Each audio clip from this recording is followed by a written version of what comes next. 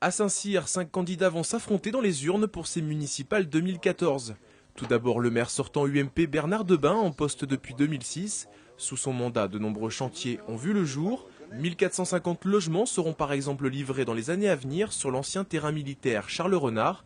Une zone renard autour de laquelle le maire actuel promet, dans son programme, une voie de contournement pour désembouteiller la circulation difficile de sa commune. Une crèche pouvant accueillir 40 enfants va également naître prochainement dans le quartier de l'Épidore. Pourtant, malgré ces travaux, 10 millions d'euros n'auraient pas été utilisés dans le budget alloué à la commune, selon l'opposition. Bernard Debain, malgré nos sollicitations, n'a pas souhaité nous répondre. Autre candidat, Daniel Garçon, Saint-Cyrien depuis 57 ans, qui se présente sous l'étiquette d'Hiver Gauche, Parti Socialiste.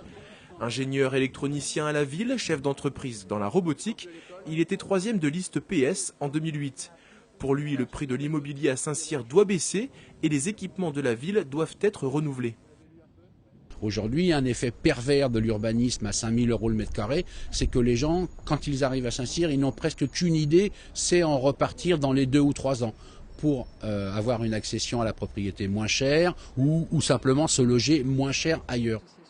Gaëtane Desjardins se présente, elle, sans étiquette, après avoir fait partie de l'équipe municipale de l'ancien maire Philippe Lavaux. Suite à l'excédent de 10 millions d'euros sur le budget 2013, elle souhaite baisser les impôts. Elle milite également pour la refondation du foyer La Roche dédié aux anciens. Elle souhaite aussi proposer de meilleures solutions de circulation en utilisant par exemple des voies militaires abandonnées pour les transports publics. Enfin, elle préconise plus de dialogue et d'écoute avec les Saint-Cyriens. C'est pas un bilan catastrophique, mais ce n'est pas un bilan qui me convient. Autre candidat de ces municipales à Saint-Cyr-l'École, Étienne Erasimus, 52 ans, et cadre au ministère des Finances. Il fait du développement économique son premier axe de campagne, notamment en promettant d'aider les commerces de proximité, en grande difficulté selon lui dans la commune. Il milite aussi pour l'amélioration du cadre de vie des Saint-Cyriens et de la circulation compliquée dans sa ville. Sa solution, un contournement routier de Saint-Cyr grâce à l'aide de Versailles Grand Parc.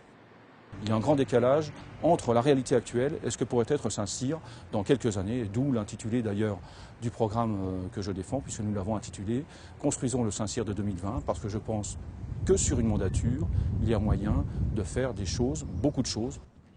Jean-Yves Maximilien, 49 ans, est adhérent du Parti communiste depuis 30 ans et impliqué dans le milieu associatif. Ce conseiller municipal depuis fin 2008 milite pour un logement accessible à tous à Saint-Cyr. Selon lui, il faut réviser le type de logements qui seront proposés dans la future ZAC Renard. Un tiers de logements sociaux, un tiers en accession sociale et un tiers en accession libre. Il souhaite aussi développer la citoyenneté des Saint-Cyriens et donner au comité de quartier des moyens pour prendre des décisions en amont du conseil municipal. Un point essentiel également, c'est la citoyenneté. Nous, on pense que si nous sommes élus, nous serons des élus, mais qu'un élu ne sait pas forcément tout. Et il est indispensable d'impliquer le maximum de citoyens dans la vie de la cité. Pour rappel, en 2008, Bernard Debain l'avait emporté avec plus de 50% des voix dès le premier tour.